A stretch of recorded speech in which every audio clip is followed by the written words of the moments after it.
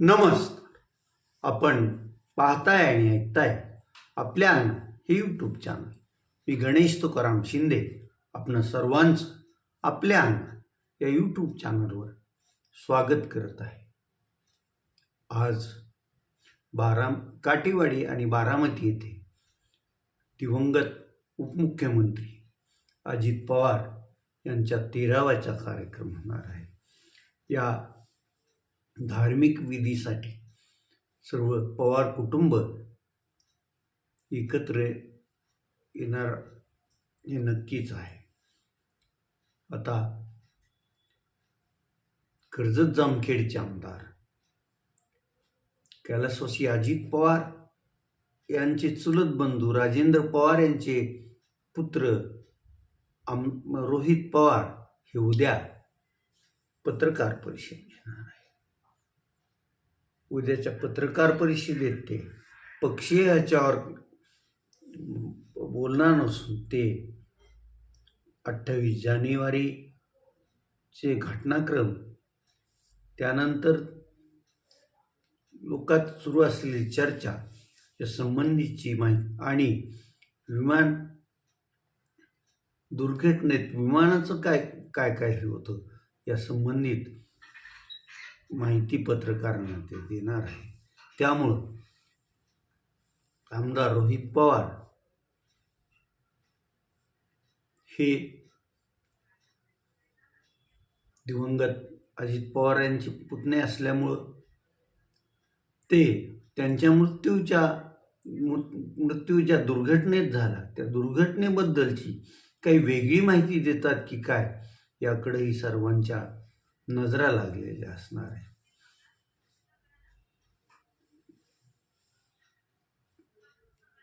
आता उद्या रोहित पवार संबंधित विमान कंपनी तिचं नामांकन कसं आहे, त्या विमानाचा पायलट को पायलट यांची माहिती, त्याचबरोबर हवामान कसं होतं आणि कशामुळे विमान कोसळलं याचीही माहिती देतील असंच एकंदरीत दिसतंय.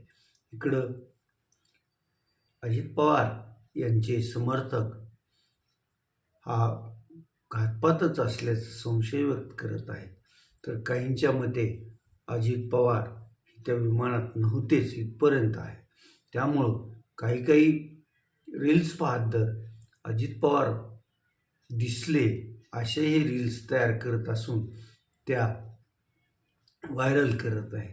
त्यामुळं अजित पवारांचा मृत्यू हा एक गूढच आहे असंच आज पण वाटतंय.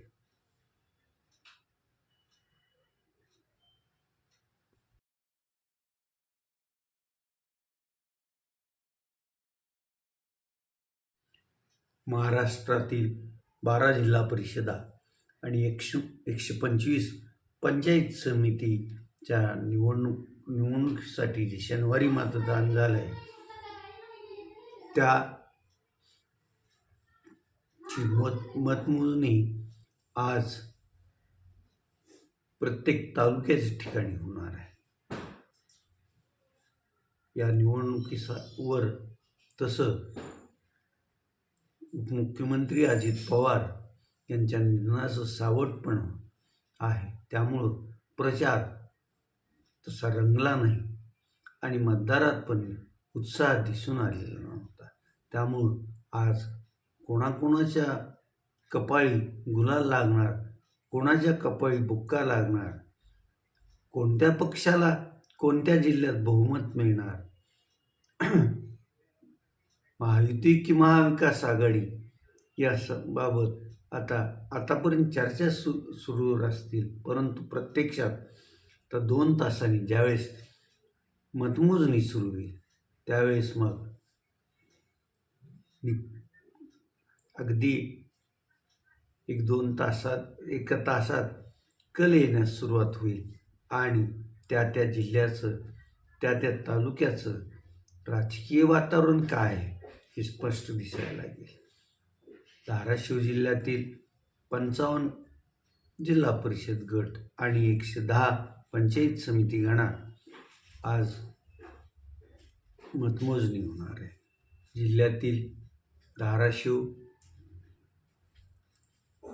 कळंब, वाशी, भोर, परांडा, तुळजापूर, उमरगा आणि लोहारा येथे मतमोजणीची प्रक्रिया 10 वाजता सुरू होईल आणि कोण महायुती का महाविकास आघाडी सत्तेवर येईल याचं चित्र दिसेल. जिल्ह्यातील कोणत्याही एका पक्षाला बहुमत मिळणार नाही. महायुती किंवा महाविकास आघाडी किंवा वेगळ्या आघाड्या करूनच बहुमताचा सोपान चढावं लागणार आहे. बघूया आता काय निकाल येतो, त्याकडं सर्वांचंच लक्ष लागून राहणार आहे. धाराशिव लोकसभा मतदारसंघाचे शिवसेना उद्धव बाळासाहेब ठाकरे पक्षाचे खासदार ओमप्रकाश भूपालसिंह उर्फ पवनराजे निंबाळकर यांना नुकताच सार्वजनिक वाचनालय नाशिक या नामवंत संस्थेतर्फे उत्कृष्ट संसदपटूचा पुरस्कार जो की कैलासवासी लिमे यांच्या नावे दिला जातो तो जाहीर झाला आहे. सावनातर्फे दर 2 वर्षांनी पुरस्कार दिला जातो. यावर्षी हा पुरस्कार ओमप्रकाश राजे निंबाळकर यांना जाहीर झाला आहे. ओमप्रकाश राजे निंबाळकर हे दुसऱ्या 20 लोकसभेचं प्रतिनिधित्व करत आहे. लोकसभेत आपल्या मतदारसंघ आणि राज्यातील तसंच शेतकऱ्यासंबंधीचे प्रश्न अगदी पोटतिडकीने ते मांडत असतात.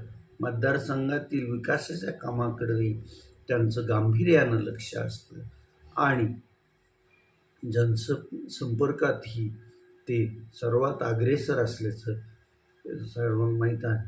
त्यामुळेच त्यांना हा कुसुमाग्रज यांनी उभा केलेल्या सार्वजनिक वाचनालय नाशिककडून पुरस्कार जाहीर झाला आहे. लवकरच या पुरस्काराचं वितरण होणार आहे. हा पुरस्कार मिळाल्याबद्दल खासदार ओमप्रकाश राजे निंबाळकर यांचं शिंदे कुटुंबीय आणि आपल्यांना यूट्यूब चॅनलतर्फे हार्दिक अभिनंदन. आज आपण आता इथंच थांबूया. तुम्ही आपल्यांना यूट्यूब चॅनल सबस्क्राईब करा, लाईक करा आणि कमेंट्स पण नोंदवा. धन्यवाद.